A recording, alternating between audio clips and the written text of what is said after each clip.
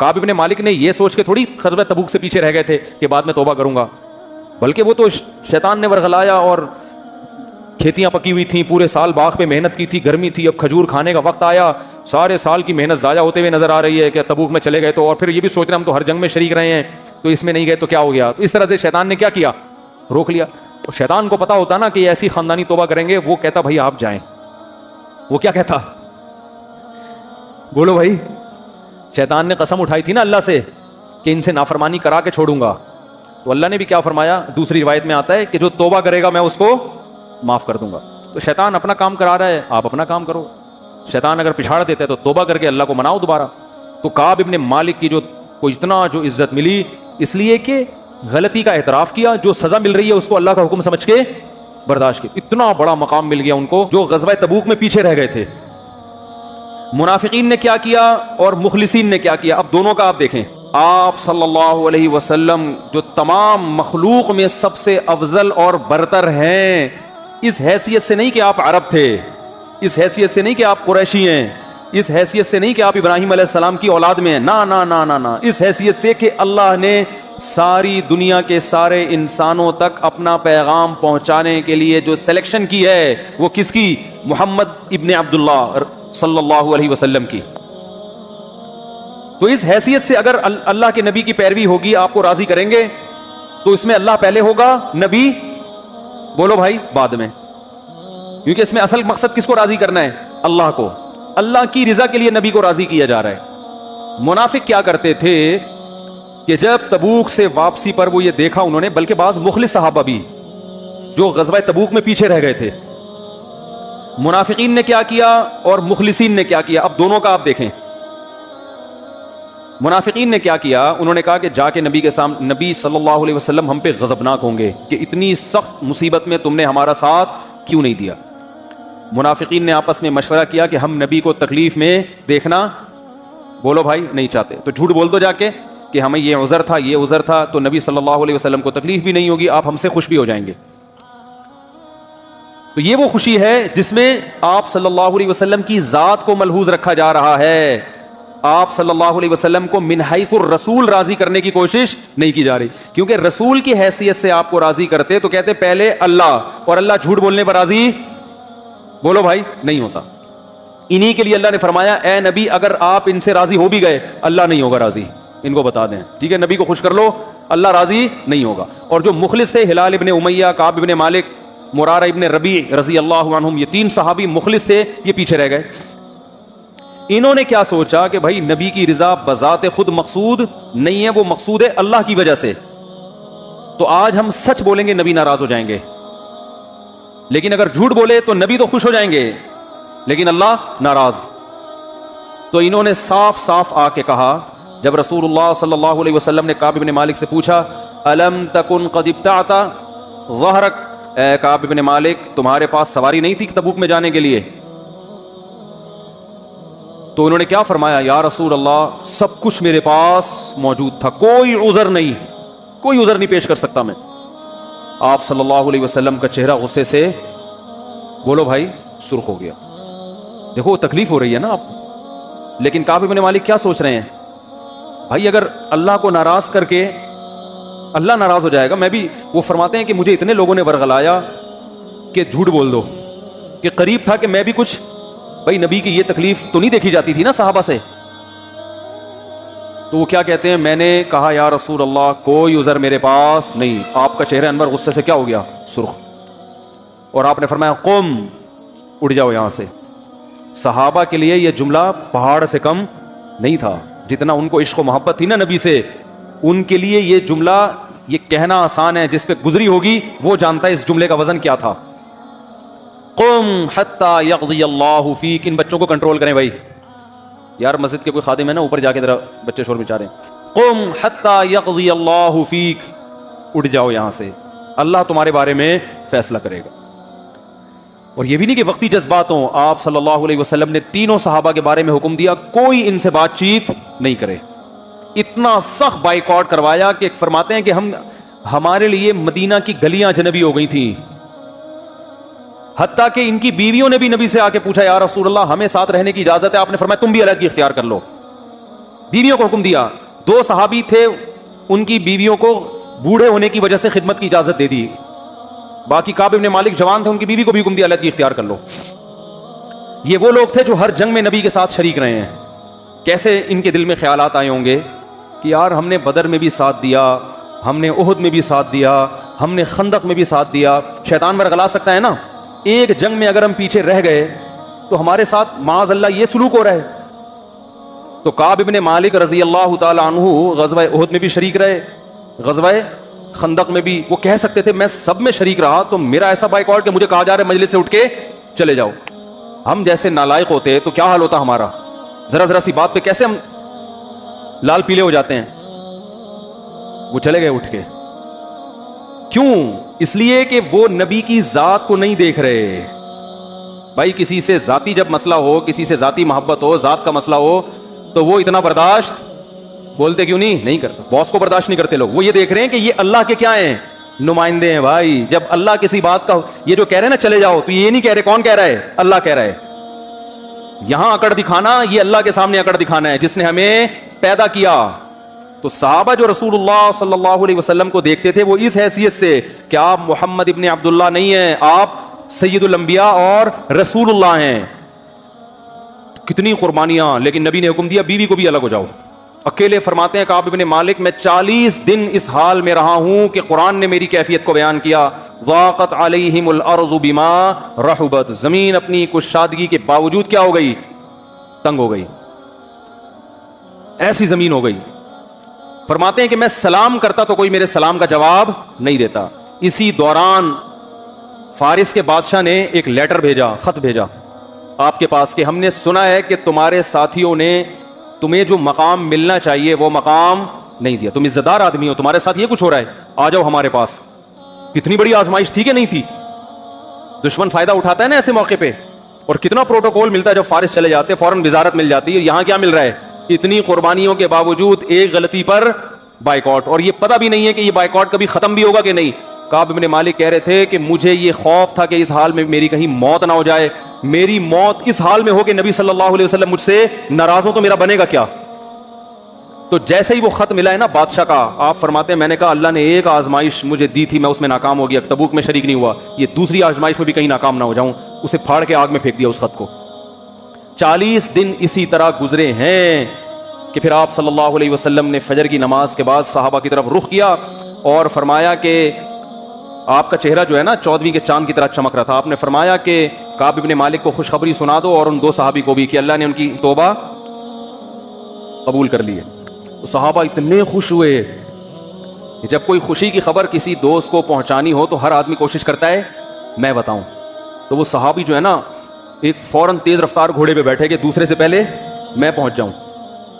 कहते हैं लेकिन दूसरे सहाबी ने सिला पहाड़ पे चढ़ गया, जो है वो ऐलान कर दिया या काब इब्न मालिक अबशिर। बस इतने लफ्ज कहे उन्होंने। हजरत काब इब्न मालिक का घर दूर था मस्जिद से। तो कहते हैं मैं अपने घर की छत पे नमाज पढ़ रहा था कि मुझे पहाड़ से आवाज आई फजर के बाद कि काब इब्न मालिक खुशखबरी कबूल करो। बस इतना लफ्ज मैंने सुना और मुझे यकीन हो गया कि अल्लाह ने मेरी तौबा कबूल कर ली। तो वो जो घोड़े पर बैठ के गए थे ना, वो कहते हैं आवाज घोड़े की इस रफ्तार से तेज। उस जमाने में जेट तैयारे नहीं ईजाद हुए थे जो आवाज से भी तेज होते हैं, वरना वो तैयारे में बैठ के चले जाते। तो या काब इब्न मालिक अबशिर। तो जैसे ही वो आए ना खुशखबरी लेके, फिर वो आवाज तो उन्होंने इसलिए पहुंचा दी कि घोड़े से पहले मेरी आवाज पहुंच जाए। तो जैसे ही आवाज पहुंची है तो 2 सहाबी ने खुशखबरी दी थी, एक घोड़े पे आए और दूसरे वहीं से ऐलान करके फिर पैदल आ गए। उन्होंने कहा जो बात थी पहुंचानी थी पार्सल तो कर दी है, अब आराम आराम से आ जाओ। तो जब ये आए हैं तो हजरत काब इब्न मालिक इतने खुश थे, फरमाते हैं मेरे पास सिर्फ एक कुर्ता था और कुछ भी नहीं था, तो मैंने वही उनको हदिया कर दिया, 2 कुर्ते या 1 कुर्ता, क्योंकि उन्होंने खुशखबरी सुनाई है ना।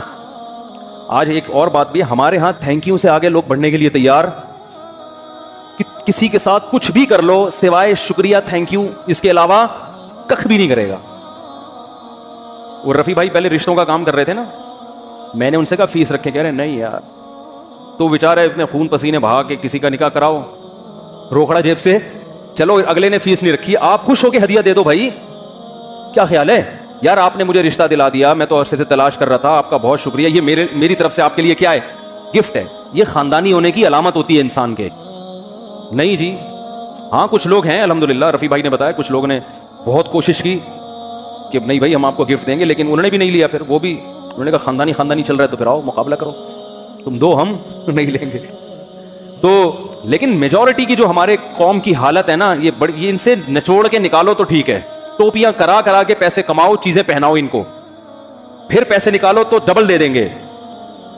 तो ये सहाबा की सुन्नत है। उन्होंने कहा खुशखबरी दी है इन्होंने मुझे, इतनी अच्छी खबर है तो अच्छी खबर पे कुछ तो होना चाहिए ना। तो जब कोई अच्छी खबर दिया करे ना, कुछ कोई खुशखबरी सुनाया करे, कुछ गिफ्ट दे दिया करें उसको। तो कहते में खैर मस्जिद में आया तो मैंने देखा कि इस्तनारा वजहुहु कअन्ना वजहहु क़ितअतु क़मर, आपका चेहरा ऐसे चमक रहा था जैसे चांद का टुकड़ा।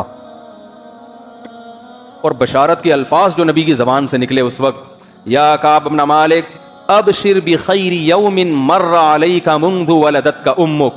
क्या मज़ा आया होगा हज़रत काब इब्न मालिक को ये सुन के। ए काब, मैं तुझे खुशखबरी देता हूँ ऐसे दिन की कि जब से तेरी माँ ने तुझे जना है, ऐसा खुशी का दिन आज तक तेरी ज़िंदगी में नहीं आया। ऐसे दिन की मुबारकबाद।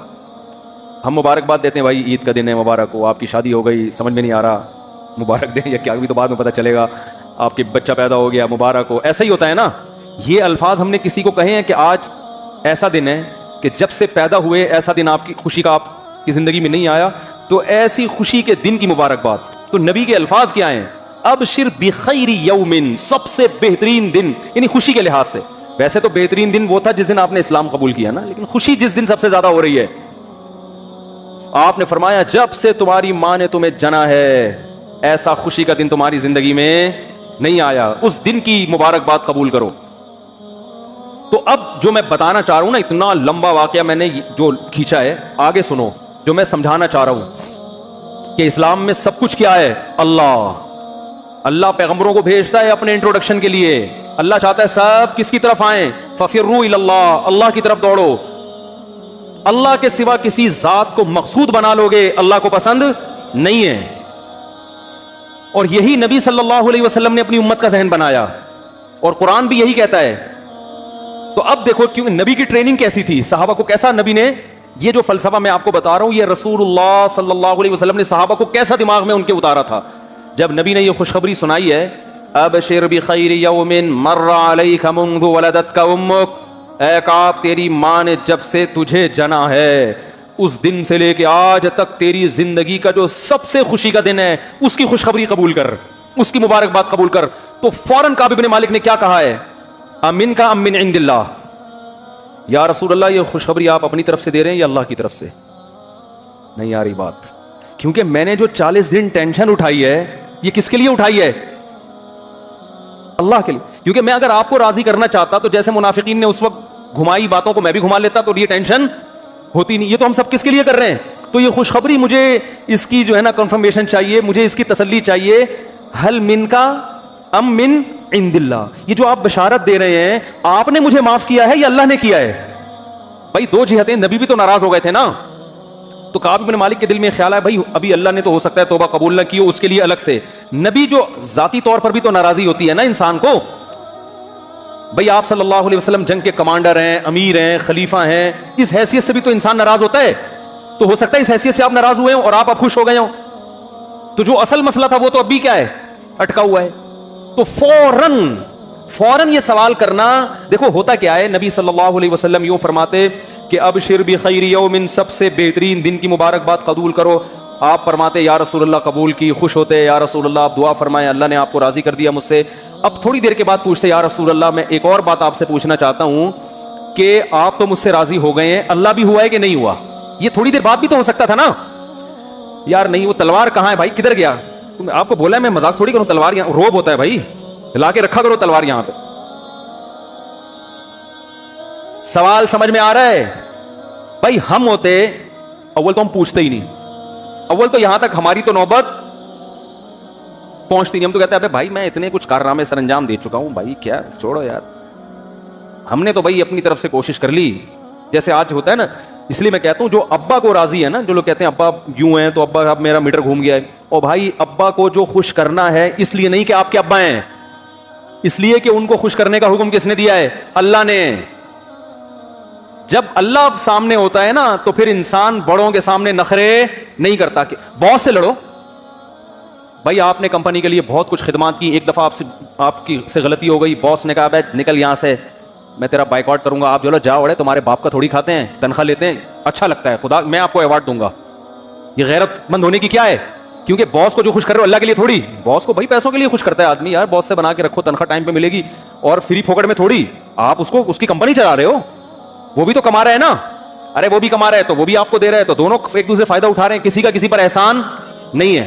तमीज से चलेगा चलेगा, नहीं चलेगा जा रहे यहां से, अड़े तड़े करके बात करो आप, वहां ऐसा नहीं होता। और बाप का जो हैसियत है ना, माँ और बाप की, वो ये नहीं है कि आपके अब्बा हैं तो अब्बा अच्छे चल रहे थे तो आप भी अच्छे चल रहे थे, अब्बा का मीटर शार्ट हो गया तो आपने 2 दफ़ा बर्दाश्त किया, तीसरी दफ़ा में आपने कहा अब्बा मैं अब इससे ज़्यादा बर्दाश्त नहीं कर सकता, ऐसी की तैसी, ना ना ना ना। अब्बा को जो राजी करना है वो अब्बा के लिए नहीं, वो किसके लिए? अल्लाह के लिए। क्योंकि अब्बा की भी 2 हैसियतें हैं, यानी अब्बा से जो अच्छा सलूक करते हो 2 वजह से, एक तो इसलिए कि अब्बा हैं, तो ये तो हिंदू भी करता है, इतना नहीं करते जितना मुसलमान करते हैं, लेकिन बहरहाल करते तो, रिस्पेक्ट तो देते हैं ना। अंग्रेज भी, मैंने एक अंग्रेज को देखा ऑस्ट्रेलिया में अपनी बूढ़ी माँ को गले मिल के ऐसे खड़ा हुआ, मुझे बड़ा अच्छा लगा यार, बूढ़ी माँ थी ऐसे गले मिल रहा है, मैंने कहा कहाँ क्या हो रहा है, पता चला कि वो किसी दूसरे मुल्क जा रही है अम्मा, मुझे अच्छा लगा यार, चलो काफिर हैं मगर अपनी माँ को इज्जत दे रहे, काफी देर तक अपनी माँ से गले मिल के चिपका रहा, वो बड़ा अच्छा लग रहा था मुझे। तो वो भी देते हैं भाई, चाहे थोड़ी देर के लिए दे रहा हो, फिर वापसी पे ओल्ड होम में करा दे, हो सकता है ना करा रहा हो, सारे थोड़ी कराते हैं, बहुत से घर में भी रखते हैं अब्बा अम्मा को, लेकिन ये रिस्पेक्ट देने की वजह क्या, ये क्या है? अम्मा।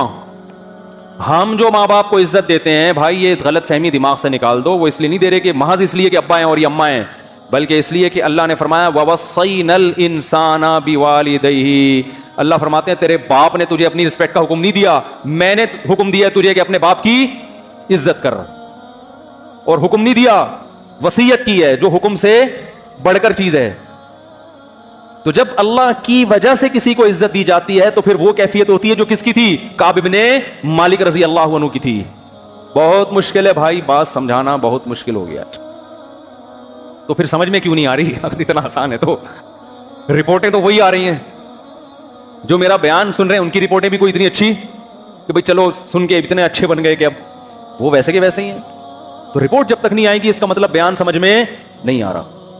तो खैर, काब इब्ने मालिक को नबी ने क्या फरमाया? खुशखबरी कबूल करो।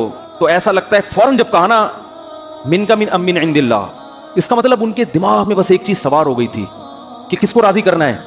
अल्लाह को। इसलिए फौरन पूछा या रसूल अल्लाह, ये खुशखबरी आपकी तरफ से है या अल्लाह की तरफ से? नबी ने फौरन जवाब, नबी भी गजबनाक नहीं हुए। हाँ, मैं कह रहा था अगर हम होते, पीर साहब होते जो मार्केट में चल रहे हैं, मैं अपने मुरीद से कहता, पहले कई दिन नाराज रहता, मैं कहता अब मैं खुश हो गया हूं। पीर, वो मुरीद कहता कि आपको अल्लाह की तरफ से कोई इल्हाम हुआ है या अल्लाह भी मुझसे खुश हो गया है? तो पीर को गुस्सा आता है, तू, मैं जब खुश हो गया तो उसका मतलब अल्लाह भी क्या है? खुशी है। यही होता है ना भाई, मैं और अल्लाह में कोई फर्क माज अल्लाह है ही नहीं। पीर साहब खुश हैं तो कौन खुश है? अल्लाह खुश है। पीर साहब नाराज हैं तो कौन नाराज है? अल्लाह नाराज। तो खैर रसूलुल्लाह सल्लल्लाहु अलैहि वसल्लम से फौरन काब इब्ने मालिक ने पूछा, या रसूलल्लाह अमीन का अमिन इंदिल्लाह, ये जो खुशखबरी आप दे रहे हैं कि ऐसा दिन मेरी जिंदगी में कभी भी नहीं आया, इस दिन की मुबारकबाद जो आप दे रहे हैं, ये मुबारकबादी आपकी तरफ से है या अल्लाह की तरफ से? आपने फरमाया ला बल मिन इंदिल्लाह। आप और खुश हुए, फरमाया ना ना ना, मेरी तरफ से नहीं बल्कि किसकी तरफ से? अल्लाह की। यानी गोया बज़बान हाल बताया कि मैं भी जो इतना खुश हूं इसलिए कि किसकी तरफ से बशारत है? अल्लाह की तरफ से। जब अल्लाह खुश हो गया तो मैं क्यों खुश नहीं हूंगा?